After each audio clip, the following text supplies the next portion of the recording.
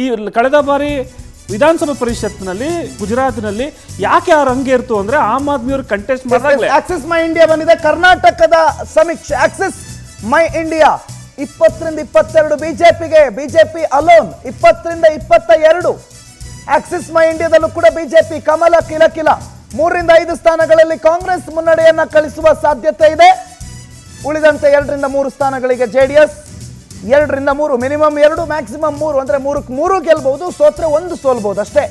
So Axis My India ಸಮೀಕ್ಷೆಯಲ್ಲೂ ಕೂಡ ಕರುನಾಟಕದಲ್ಲಿ ಕಮಲನ ಮಾಡ್ತಾ ಇದೆ. ಸೊ ಕರ್ನಾಟಕದ ಲೆಕ್ಕಾಚಾರದಲ್ಲಿ ಮತ್ತೆ ಲೋಕಸಭೆ ಚುನಾವಣೆಗೆ ರಾಜ್ಯದ ಜನತೆ ಬಿಜೆಪಿಯನ್ನೇ ಆಯ್ಕೆ ಮಾಡ್ತಿದ್ದಾರೆ ಸಿಂಗಲ್ ಲಾರ್ಜೆಸ್ಟ್ ಪಾರ್ಟಿಯಾಗಿ. ಈವರೆಗಿನ ಎಲ್ಲ ಸಮೀಕ್ಷೆಗಳು ಹೇಳ್ತಾ ಇರೋದು ಇದನ್ನೇ.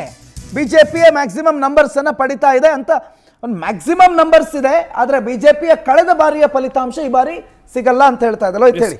ಮತ್ತೆ ನಾವು ಕಳೆದ ಬಾರಿ 2019ಕ್ಕೆ ನಾವು ಡೆಲ್ಲಿಯಲ್ಲಿ ಮತದಾರರ ಭೇಟಿ ಆದಾಗ ಅವ್ರು ಹೇಳಿದ ಮಾತಿದೆ, ನೀವು ಸೆಂಟ್ರಲ್ ಎಲೆಕ್ಷನ್ ದಯವಿಟ್ಟು ನಮ್ಮ ಹತ್ರ ಬರೋಕೆ ಹೋಗ್ಬೇಡಿ, ನೀವು ಸ್ಟೇಟ್ ವೈಸ್ ನೋಡ್ಕೊಳ್ಳಿ, ಇಲ್ಲಿ ಬರಬೇಡಿ ಅಂತ ಹೇಳಿದರು.